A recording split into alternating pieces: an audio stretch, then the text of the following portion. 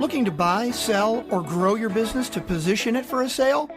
As the owner and managing partner of Sun Acquisitions, Domenic Rinaldi has personally been involved in over 300 M&A transactions. He has seen and done it all, consulting with large and small businesses across a broad range of industries. On M&A Unplugged, he'll interview buyers, sellers, and their advisors about their experiences scaling, selling, and acquiring businesses.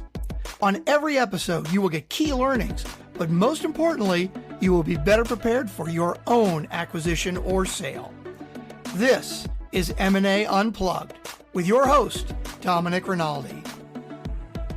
Who doesn't like to meet an entrepreneur that is as passionate about his business as he is about giving back? My guest this episode, Michael Polzin, is the epitome of a socially responsible entrepreneur. As the owner and managing partner of Leeward Business Advisors, Michael is giving back to his community while overseeing a business that is rapidly growing. So nice to see good things happening for good people. Michael and Leeward are involved with programs like Start IT, which creates IT career pathways for disadvantaged youth. He is also a board member of Junior Achievement, and these are just a few of the many ways Michael and Leeward have made a difference in their community. Michael founded Leeward in 2014 with two other partners with the goal of bringing quality information technology services to the small and middle market businesses. Over that time, Leeward has grown to nearly 30 employees, supporting thousands of end users. Congratulations, Michael. That's awesome. Thank you, Dominic. Part of this growth was the result of an acquisition Leeward made of a small IT managed services company. And we will be talking with Michael about that acquisition experience and the integration challenges, and what ultimately led to a new product and service that the company will be offering. Before starting Leeward Business Advisors, Michael honed his IT skills and his business philosophies while working for companies such as Allstate Insurance and Microsoft. After a while, Michael felt the tug to build his own business and help clients in a uniquely different way. Michael, welcome to M&A Unplugged, and first, kudos to you for giving back to your community in such a meaningful way. I read a bunch of the articles and stories, and you guys are really, you're doing it in a different way than most others. And I read some of those stories, and you can't help but love to hear that. Well, thank you. I appreciate it. It's a big part of our culture and big part of our mission. Part of it is obviously giving back and being present in our community, and does great things for us in terms of being able to bring more diversity into the industry of technology. So I'm just curious, when you started the business, was that a basic tenet that you guys were going to give back, or is that just something that sort of happened as you started to build a business? It's one of those kind of innate passions to be connected and work with youth and provide opportunities. And as we started to expand the business platform and, had the luxury of being able to go out and spend our time philanthropically, it really just caught and escalated from there. We were very fortunate to form a pretty early partnership with one of the local schools here in our area, and that really just kind of laid the pathway to grow and expand our engagement from there. That's great. That's great. So you started Leeward with two partners. Did you have some customers that you were able to start the business with, or did you start with a clean slate and then go out and try to win some business? How did you actually form the business? We were in a unique position where we had some kind of in-progress relationships, no confirmed or committed business, but definitely some high probability prospects that we had been speaking with. And fortunately, the bet paid off, and they came on board as customers pretty quickly. Within 2.5 weeks, we had our first full-time employee and had them on assignment full-time, and just been growing on revenue redirected investment ever since. Wow. So had you all left your previous careers and started this, or did you sort of germinate the business and know you had some clients and then leave your corporate careers and do this? It was pretty closely timed, but it was more of a leap of faith than it was a smooth transition.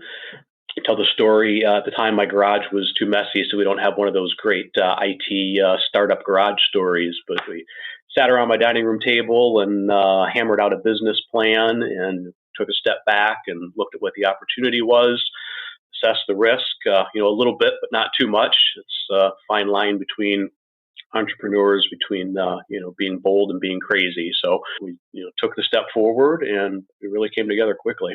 We always say it takes a little bit of cowboy or cowgirl to be an entrepreneur and business owner. And it's so funny. You're the second interview that I'm going to have in the next week. People that just took a leap of faith. They left what they were doing and they had a vision and started the business. And that's not an easy thing to do. There's responsibilities out there, things to do.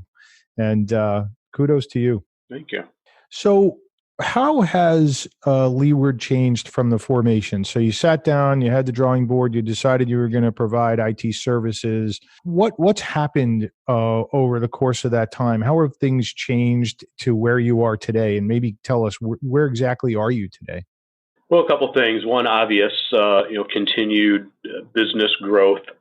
And we grow on both segments of our customer market. So we have a number of small business customers, and we have a number of much larger enterprise scale business customers. So we're seeing growth in both of those areas.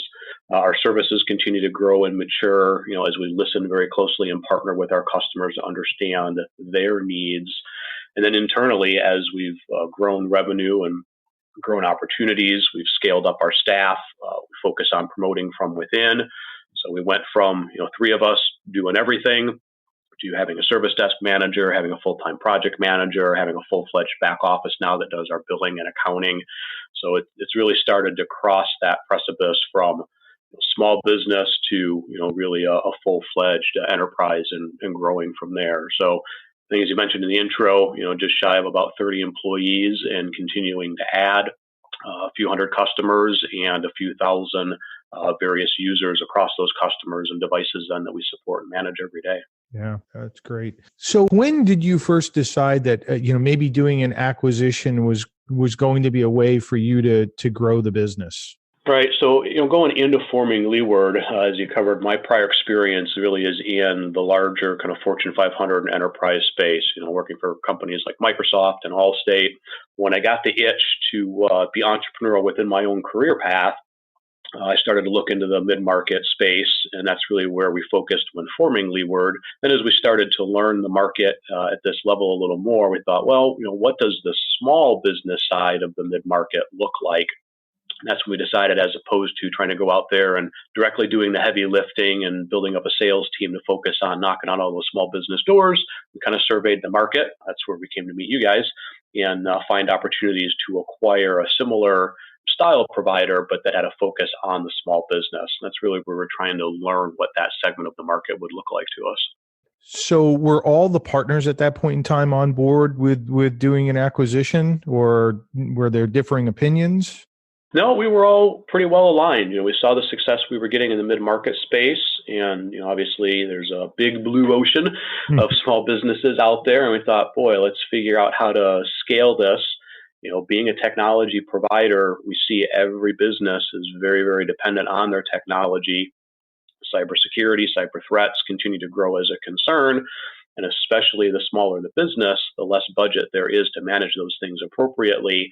And that's really our strength, is to come in, scale down, and be able to still provide that kind of enterprise, business class security service and technology. So we were aligned. We thought acquisition was going to be a great way to get our foot into that market quickly. Yeah, we see so many small businesses challenged with how they're going to manage their IT. And like you said, they just can't afford those resources internally. And sometimes going outside could be very expensive. So I could see where that made a lot of sense.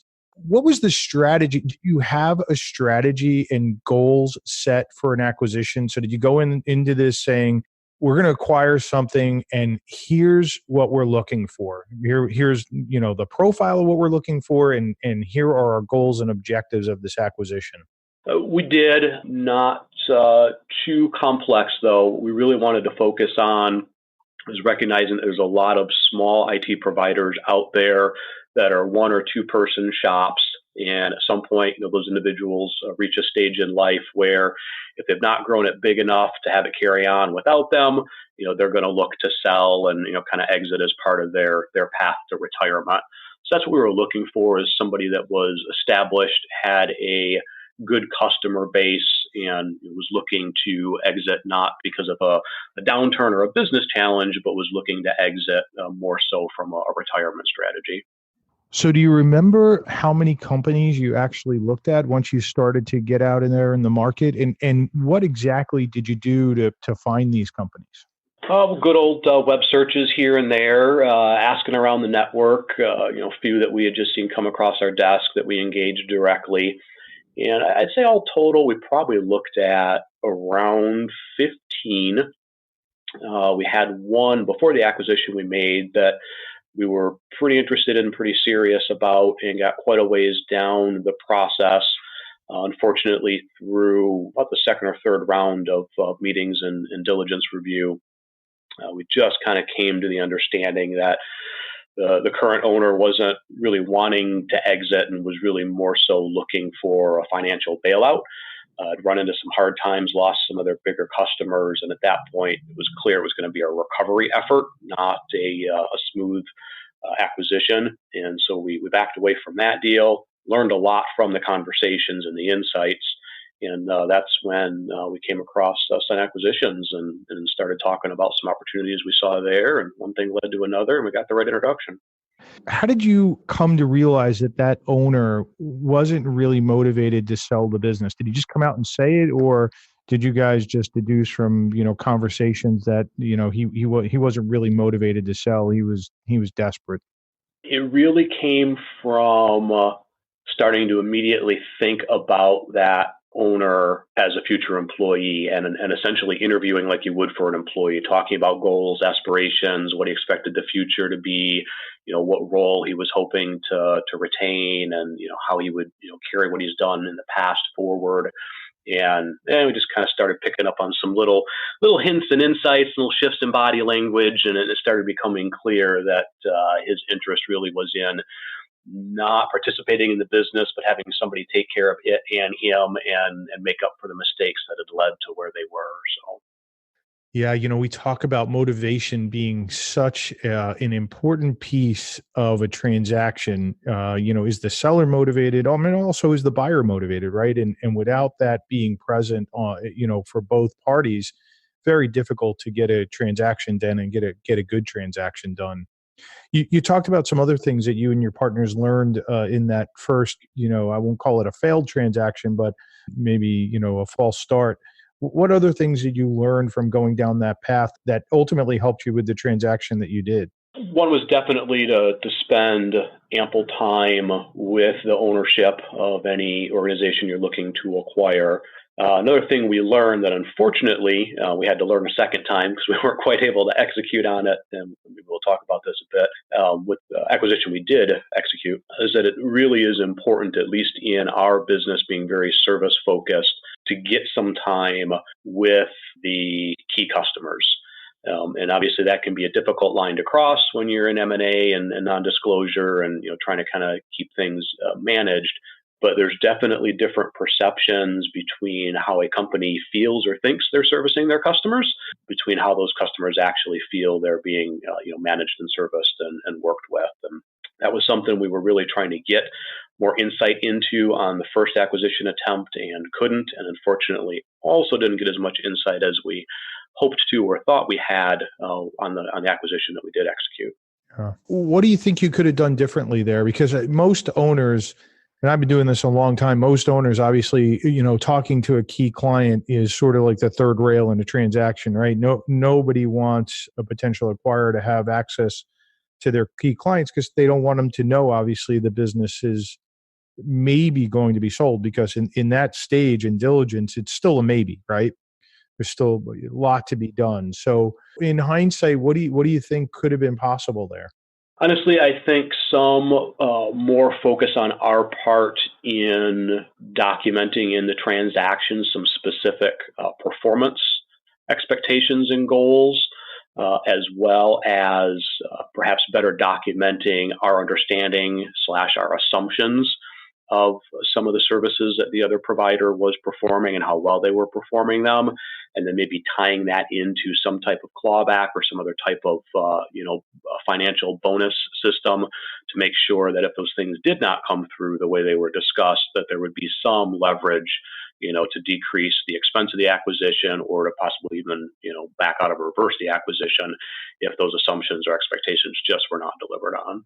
You're getting to some complexities in a transaction that when you start to talk about performance, there's lots of ways to get there. Let's put that to the side for a second, because we'll get there when we talk about the actual transaction that you did. So you looked at 15 companies. That's a lot of companies to look at. Were half of them interesting to you? Were 3 of them interesting to you? What was your experience in looking at that many companies? Out of the 15 we looked at, 4 or 5 had good plausibility factors. They were in our geography. They were serving the small business scope segment that we were looking for. They seemed to have, at least publicly facing, good track record, good notoriety. And then, from there, it really came down to which ones were, we thought anyway, which ones were exiting more for a retirement strategy versus which ones, clearly as we dug in, were in trouble. So of the 5, we pretty quickly cleared 3 off the deck, and then got down to the 2, the one that we didn't execute on, and then the one we did. So let's talk about the one that you ultimately went down the path with. What was it on the surface that interested you? What made that opportunity rise to the level which you guys thought, hey, this could be the one for us to integrate into the business? Owner was clearly already kind of executing an early retirement, and was trying to back away from the business, and struggled to find employees to come in and replace him. So we had a team of employees ready to go and ready to serve us. So that seemed like an easy win. Next factor was it was the exact segment of customers we were looking for, as we talked about, typical customer size, customer longevity, good fit. Also, and this is a little bit kind of more deep into our industry domain, we call a managed service provider. And what that basically equates to is we really take our knowledge, our team, our expertise, and we kind of import it into our customers and help to proactively manage their technology, as well as service, the ad hoc support needs, but really keep everything humming along on a proactive basis. And this acquisition target was trying to transition from more of a legacy kind of break fix, or we call it the plumber's IT model, where you call them when it's broken and they're kind of not around if it's working and not necessarily maintaining it. It's trying to make that transition into the proactive managed service space. And we had already figured that out, quite a while ago. So we thought, well, this could be perfect because it's that segment of customers we're looking to acquire. He's following the legacy model, but looking to make that transition to the new model. So we really thought we'd be able to get in there and bring our services to that customer segment, and then see that customer segment escalate in revenue and profitability.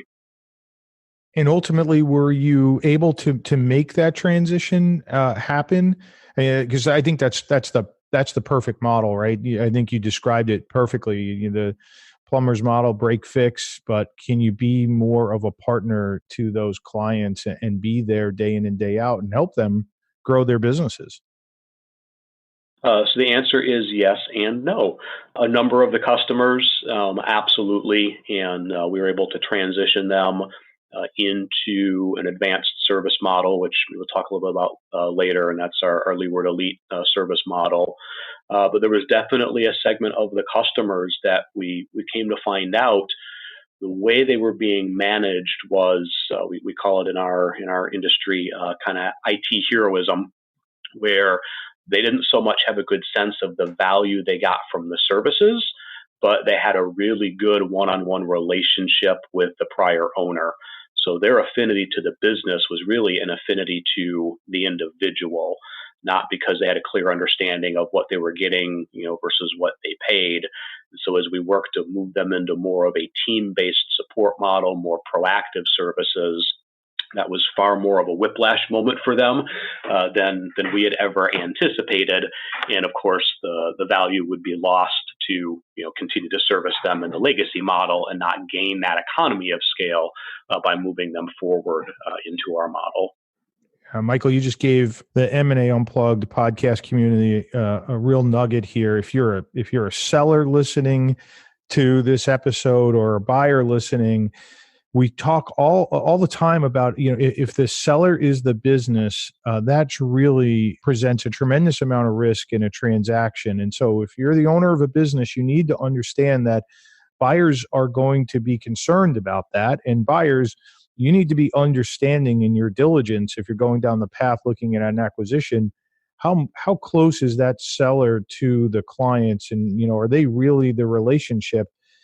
And there are ways to mitigate those risks, but you need to all be aware of that. And that, I think, is a really key piece of any transaction. So, Michael, thanks for bringing that up. Am I correct in saying that you'd never done an acquisition before, right? This was your first time doing this, correct? Personally, been party to a number of very, very complex M&A activities. And as Leeward Business Advisors, we actually help our customers quite frequently on the technology side of M&A. But this was the first experience with Leeward Business Advisors going out and making an acquisition. Absolutely. Yeah.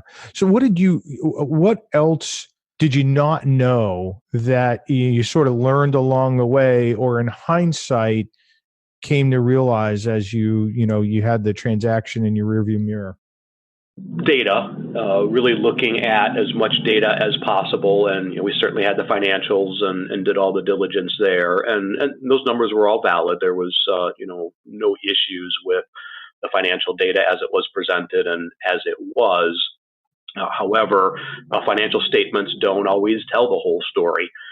They may speak to profit and they may speak to cash flow, but that doesn't necessarily always speak to stability, and it doesn't always necessarily speak to future value or longevity. And for that is where we really wish we woulda, coulda, shoulda had more insight into the business operations. Again, being in the technology support world, there's transactions between the customers and phone calls for support, and that data was not documented to the level of detail that we would have liked by the prior provider. A lot of it was very much kind of high-level communications that were captured, so it was very difficult to truly get a data-based view of the quantity and quality of service that this provider was executing to the customers, providing to the customers. So can you be a little more specific? What exactly would you have been looking for that could have given you more information or better information? Yeah, so in our world, typically when a customer engages for a service need, at least at Leeward Business Advisors, we document that entire transaction. So we know who called, why they called. We're capturing all the notes of the dialogue between our support resources and the customer. We can see timelines, we can see follow-ups, we can see all the actions and activities that our team performs to service that customer.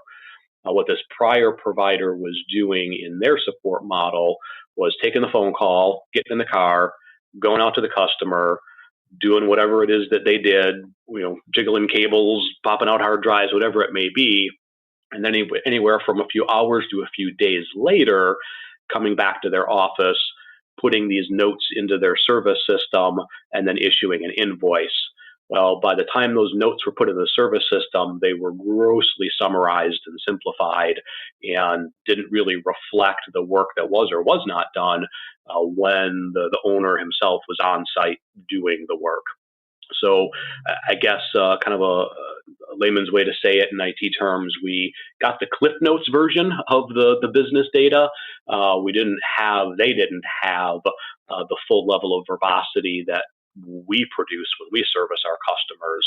So what looked like a pretty good service transaction in their system, had it been in our system, we would have seen much more detail, and we would have seen some issues and delays and some deficiencies in service quality that would have put up some more red flags and maybe drove us to another round of diligence before completing the transaction.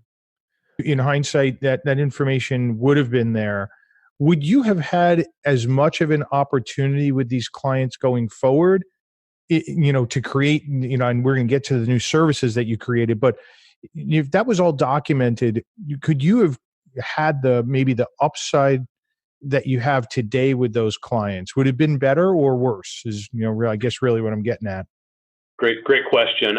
What we would have done if we had the insight into that data is probably bifurcated or split up how we service those customers. We would have identified those that were ready for our more mature managed service model, continued to work on transition with them, and then those that were not ready and needed more of that plumber break fix, jump in the car and go do it model, we would have had a different team of our staff service and support them following that legacy approach for at least a while longer, while we then continued to work on a different plan and strategy to see if we could transition them into the higher profit approach of and more valuable approach of managed services. Yeah, that makes total sense. I can understand that completely. I mean, one of the things that we talk to clients about all the time is, there's no perfect business, right? It just doesn't exist. I mean, it's a long time. I've never seen it. I don't think I ever will.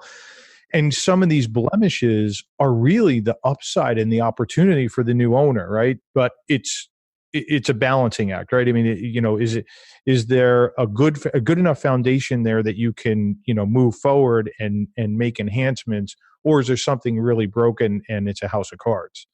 You got it. So take me down the path for let's stick with the transaction for a moment. And then I really want to get to integration and what evolved from this acquisition. So you're in the middle of the transaction. Were there any surprises or anything that, any roadblocks that you hit along the way that, would be good to share with the audience? From a transaction perspective, things went pretty smoothly. We were, able to fund and then line up residual financing that we needed quite readily. As I said, the financial review aspect was smooth, and all of that played out quite well. There was a little bit of a transitional hiccup. The other provider, their company, had a part-time resource doing billing and invoicing, and she was kind of at arm's length, very hands-off, so it took a little bit longer to do knowledge transition there because the owner himself didn't actually know how he did invoicing, which we didn't find out until after the deal closed, and we went to do that portion of the knowledge transfer. So that was kind of a miss on our part. That would have been better to understand before we signed the paperwork. But as far as the actual transaction itself, it was pretty smooth.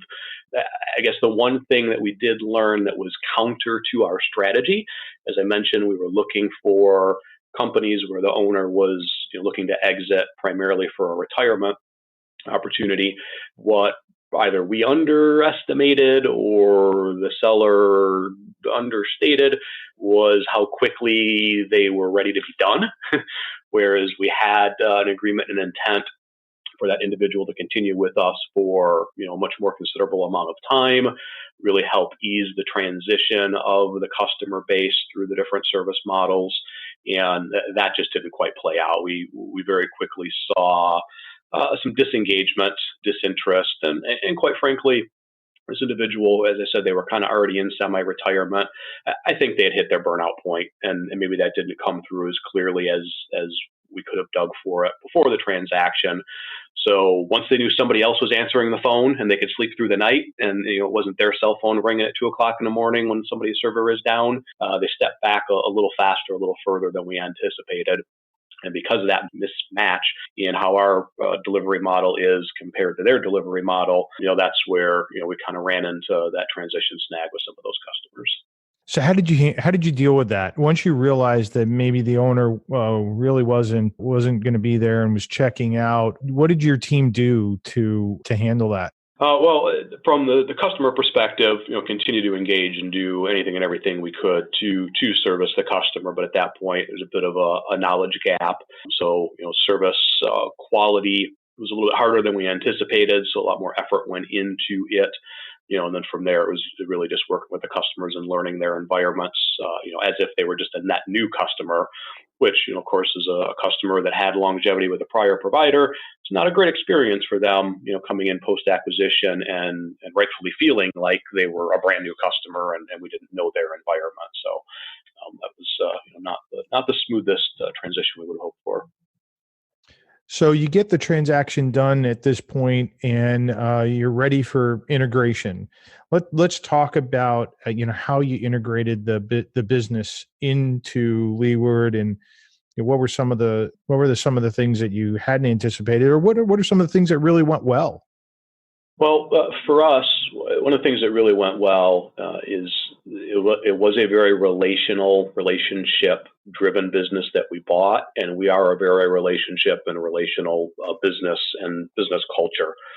While we have far more than just one employee out there providing service, our employees are all very personal and personable with our customers.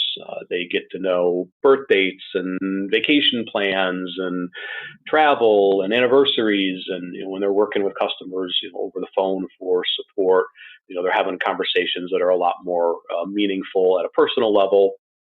And then also really understanding their business and their business processes and helping to manage and support the technology in a way that's aligned to the required business value.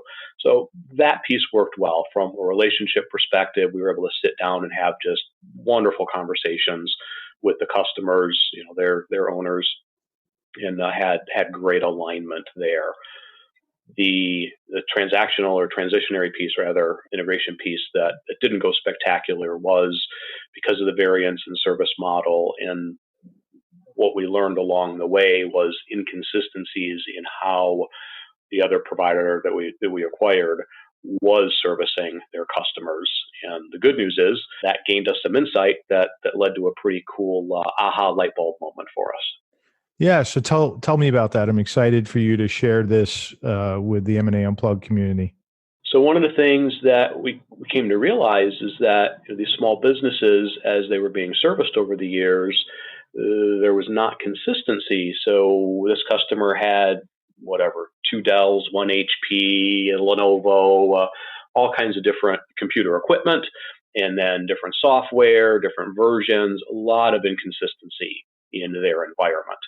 And in that kind of break-fix plumber model, the more inconsistency and, things like selling refurbished equipment and trying to Frankenstein back together an old PC to do a quick fix means higher support costs because that equipment's breaking, the applications aren't working right, the performance isn't there, the list of pain points goes on. And so we sat back and we said, all right, well, break fix is not a high value to our customers. It gets very expensive very quickly. And if you think about it, what a challenging model, Domenic. So, you're using your computer today to run your business, and all of a sudden it stops working, and now you have to pay somebody to come and fix it while you're not able to run your business. Not a great warm fuzzy, right, from your technology. You need it working. With as much as we all rely on our technologies, these days, I mean, that puts you out of business. Right. And then the double whammy of, now I'm having trouble running my business because my technology's down and I'm going to get hit with this big support bill to fix it. So we said, okay, this is not the way Leeward would do it. It's not the way I've done it, 25 plus years in the Fortune 500 space. We need consistency, manageability, and these environments need to be supportable. We need to be able to do it at scale and do it efficiently. So we took a step back and we looked at a couple different factors. And what came out of that was the development of a new service line called Leeward Elite. And in its simplest terms, it's everything all wrapped up in one. It's the complete package for a small business to provide support and manage their technology for a flat fee per month, per employee. We provide desktop or laptop, whatever form factor is best for their use case, enterprise business class grade networking equipment. So that's your firewall and your switch and your wireless to make sure that everything is properly connected, encrypted, protected from viruses and intruders. And then all the service and support behind the scenes, unlimited storage for backup, and the ability to call our quick answer support team 24/7 as early and as often and as much as needed for any and all support needs. And then to really drive home the value, we wrap that with a virtual CIO service, so a chief information officer. So that business owner can call and just spitball questions. Hey, we're thinking about acquiring another branch, or we might move into a different location, or this accounting software isn't quite cutting it for us anymore. What's hot in the market? What else should we be looking at? And we're not billing hourly for consulting. We are providing that as part of the package service to help our small businesses make the best possible decisions and investments in their technology. All the while, our entire team is managing, supporting, monitoring, maintaining security, and helping them with their day-to-day technology issues. And now they've got the right type of business class equipment, things like next business day on-site warranty. If that laptop flakes out and the screen blanks, we've got a technician from the manufacturer on site the next day with a replacement screen, swapping it out and getting you back up and running. And the price point at which we can do that just completely blows it out of the water compared to trying to go out and make your own hardware acquisitions and trying to work with 3 or 4 different vendors for support and software. One-stop concierge type experience with Leeward Elite. Wow, that sounds like an amazing service. I mean, I would deal with small business owners and mid-sized business owners all day long, and I'd say IT is just one of those sort of areas where people just fumble. They fumble around. Oh, something's not working. Who do we call? And how much is it going to be? Do we have to have a tech come out? And so this sounds like a tremendous service. So the acquisition actually led you to this service, which is what we talked about earlier, right? I mean, no perfect business, and it's all about how can you take, if there's a decent foundation there, how can you take it to the next level? So how is this service being received in the marketplace? It's phenomenal. First off, a number of the customers that we acquired through the acquisition have been converted to that model now. Rave reviews. We've got a handful of testimonials up on the Leeward Elite website now that speaks to the change in their experience going from that break-fix model now into this Leeward Elite concierge model. The dollars and cents aspect of it keep proving themselves again and again, both to us and to the customer. We sit down and we go over their numbers and what they had been spending with the other approach, and the money they've been spending buying PCs from online and local electronic stores, and we tally all that up and we look at it, and then we show them the monthly rate for Leeward Elite. And it's like, wow, why didn't we do this all before? Well, the simple answer is because we hadn't thought it up before. But the model in its foundation is something that's kind of sort of been around for a while, but not packaged quite the way we have packaged it together today. So great value for customers. Really brings them consistency in their technology experience. And honestly, Dominic, I think one of the things most powerful aspects of Leeward Elite is our customers now have a full trusted advisor. Don't have to flip through their Rolodex to call 3 different people. They don't have to wonder or worry, is the data backed up? Is my antivirus up to date? Is my firewall going to pass my credit card processor's scan when they do a PCI compliance check? Because the answers are just yes, yes, yes, and yes. It's taken care of. It's managed. It's reported. They can see the value being provided, and then they can focus on what's important to them. Technology is pervasive. It's critical to every business, but not every business is a technology business. And so if you're up at 3 a.m. to start kneading the dough to get your baked goods up and rolling, you don't also have time to be fidgeting with accounting software updates and Windows updates, and that's not where you want to spend your time. And if you don't, unfortunately, because of the state of security and the cyber threats, if those things don't get done, you might not have a business if you get attacked and crypto viruses and hackers and all these guys get in there and they make quite a mess of things. Well, I got to tell you, it just sounds amazing. And I love the CIO component of that is really very interesting, right? So it goes beyond just, managing their platforms and their devices. I mean, now you've got somebody who can really help you with strategy, which is, it's for the same, one price. I mean, that's really something. I'm so glad to hear that the acquisition led you to this. Yeah, and the acquisition goal, as I stated, was learn that small business segment, and it was successful in accomplishing that. It got us a pool of customers where we learned from and piloted the service. And then, while we didn't retain all of those customers, it certainly got us a subset of that we were able to then convert through the pilot to the Leeward Elite model, and very, very kind of rapid prototyping, if you will, very, very quickly prove out the value, make a few tweaks along the way. Of course, we're always learning and improving, a few quick adjustments to the service and approach, and off to the races. And Domenic, this kind of ties, my next kind of comment here kind of ties our culture all back together. We started out talking about how we're philanthropic with our time, and we go out to the schools and middle schools and high schools, and some of the workforce solution efforts that we do to create opportunities in technology for individuals.